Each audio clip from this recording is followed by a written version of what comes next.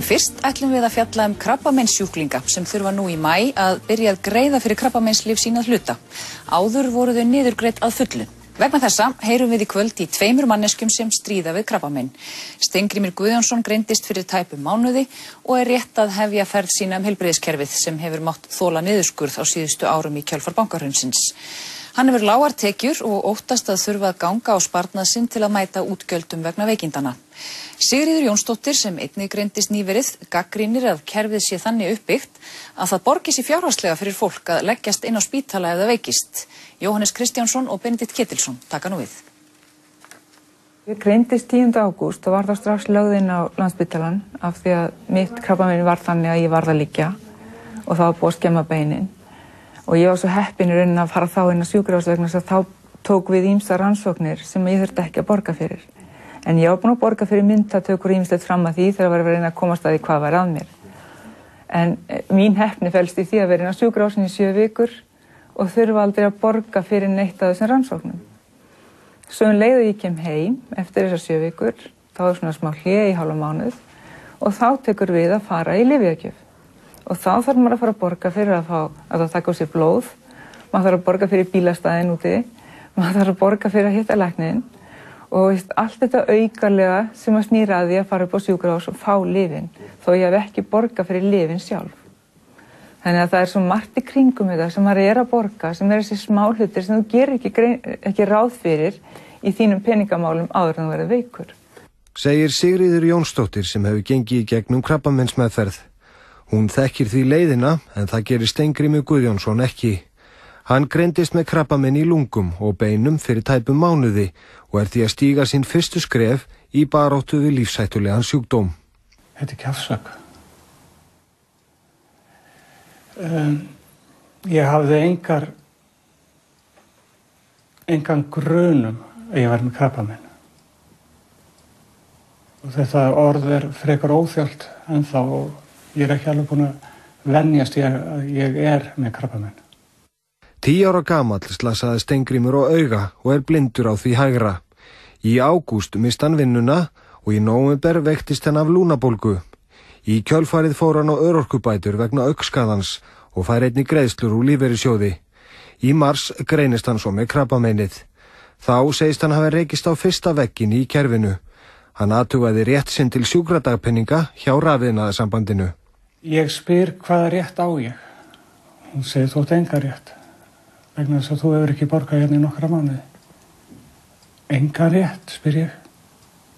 Nei, ekki nema, jú, þú átti rétt á sumarbústaðum.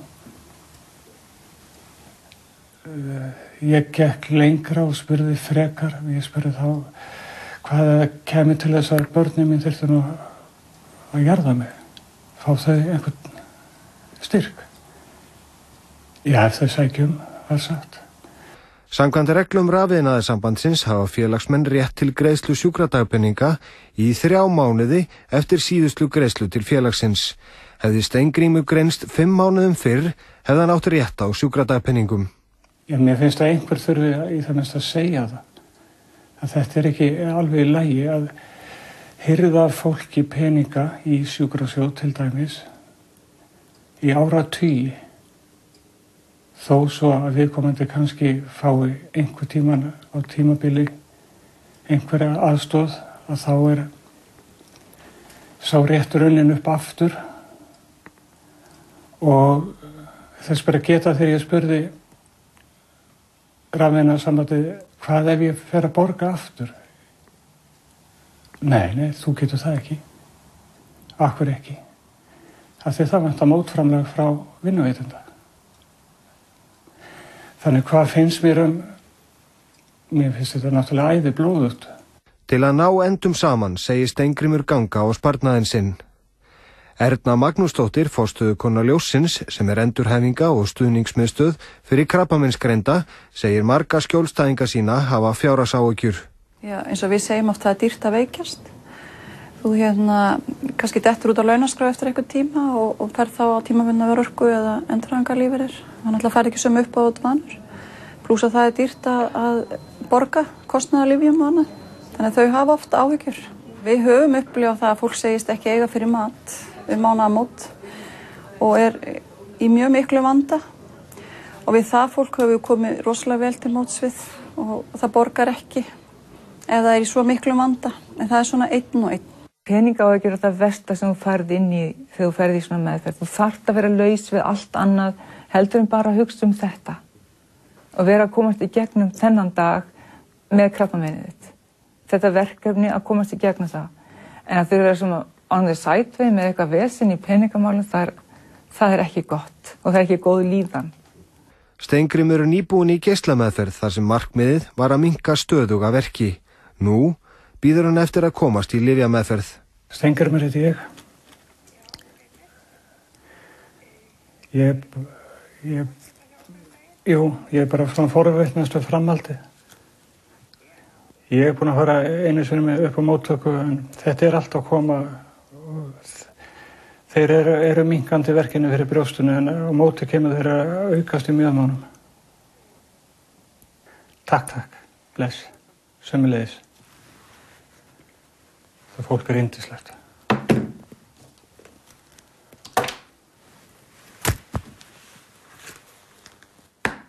Hvað kom í ljós? Hún ætlar að tala við geislalækninn sem var með mér og það verðist eitthvað að skolast til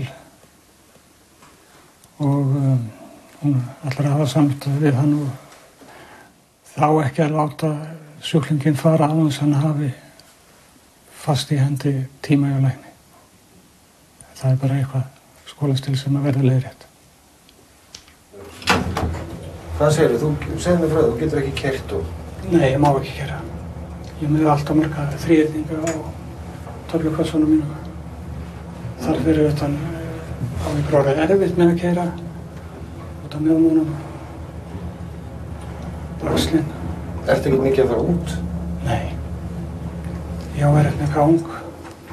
Ég á alveg eftir að kanna rétt minn til hugsanlegra aðstoðar.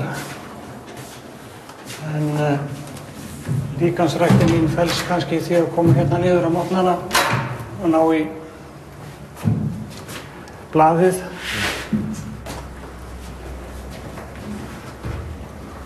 Ég sé framhaldið vonandi að ég fara af stað í lyfjameðferð og vonandi verði ég einn af þeim heppnu og ég svara henni þokkalega. Elsta barnabarnið mitt, þegar honum var sagt að afi væri lasinn og væri með krabbamein og hann skildi hvað það var, þá sagði hann, en afi hann var mætt í ferminguna mína. Þannig að ég þarf að mætt í fermingu eftir 3-4 ára og þá eru bara 8 fermingar þar á eftir. Og í það minnsta náði ég miða á tónleika með Jethro Tull 9. júní og ég ætla að vera þar. Enda líklega eitt mesta Jethro Tull fan á landinu. Ertu að borga mikið til því í dag? Nei. Þú sleppur alveg það? Algjörlega. Þannig þetta sem er hér, það ertu ekki borgað eftir? Nei. Heldur að verði þannig áfram? Nei. Það verður stór munur á eftir 2. maí. Já. Það breytist í maí þegar að nýja löggjöfin verður? Já, mér skilst þau sé nú eitthvað farnir að kynnana. En ég held þú þurfur að fara út í apótek til að ná þér í kynningabæklingin. Samkvæmt upplýsingum frá Sjúkratryggingum Íslands þurfa krabbameinssjúklingar sem áður fengu krabbameinslyf að fullu niðurgreitt frá ríkinu nú að taka þátt í kostnaði samkvæmt nýju lyfjalögunum sem taka gildi þann 4. maí. Krabbameinsmeðferð er mismunandi og því mismunandi hvaða lyf sjúklingar þurfa að taka. Eftir gildistökuna þurfa krabbameinssjúklingar að greiða lyf til jafns við aðra sjúklingahópa. Það breytist þó ef sjúklingar verða mjög veikir. 1. janúar þá byrjar maður aftur að vinna sér inn afslátt þegar maður er að fara í myndatökur og annað. Og ég er búin að borga, nú tók ég þetta ekki nógu vel saman, en ég er örugglega komin einhvers staðar í kringum 60-70 þúsund sem ég er að borga sjálf. En á móti kemur ég fæ líka afslátt á móti, þannig að ég veit ekki hvernig þetta væri maður væri þó ekki að fá hann afslátt. En það er líka voðalega óréttlátt með hann afslátt. Þeir sem greinast kannski í nóvember, þeir eru komni kannski upp að afsláttamörkum. Svo koma áramótin og þá dettur allt niður og þeir eru aftur komnir í það að reyna að vinna sig upp í eitthvað afslátt. En þetta er svo skrítið kerfi. Fyrir mann sem er veikur og þarf að vera að standa í þessu, það eiginlega alveg ómögulegt. Ég hef alltaf borgað mína skattareglu og alltaf talið að það væri bara nóg til þess að ef ég veikist þá þurfi ég ekki líka að vera að borga eitthvað í hvert skipti sem ég kík inn á sjúkrahús eða til læknis. Og að það kallist heppni að vera lagður inn á sjúkrahús af því þá þurfum maður ekki að borga. Þetta þarf að laga. Við eigum ekki að þurfa að borga fyrir þetta. Við erum borgað fyrir þetta í sköttunum okkar og því þarf að breyta. Ég hef orðið þess áskynja gegnum tíðina að svona viðtöl eru nánast koma reglubundið upp. Það viðtal við einhvern öryrkja sem er að berjast við krabbameinssjúkdóm. Hann hefur ekki efni á að berjast við sjúkdóminn og þetta manni bregður við að sjá svona frétt á Íslandi. Hamingjusömustu þjóðinni og allt það. Síðan er þessu fréttum svo lítið fyllt eftir. Ég vil gjarnan opna það dyr og leyfa fólki að sjá hvað bíður mín. Vonandi er það besta og ég veit að meðferðin, hún á eftir að verða erfið, það er að segja lyfjameðferðin. Mér var sagt að geislan ekki væri mismunandi, sumir finna ekkert fyrir þeim. Ég fann heldur betur fyrir þeim. Ég er alltaf að tækla þetta. Ég á svo margt til að lifa fyrir og ég skal komast yfir þetta. En ég er búin að heyra líka í allt á mörgum hetjum sem ætluðu að tækla þetta en náðu ekki að tækla það. Þetta er mótherji sem að verða að bera virðingu fyrir.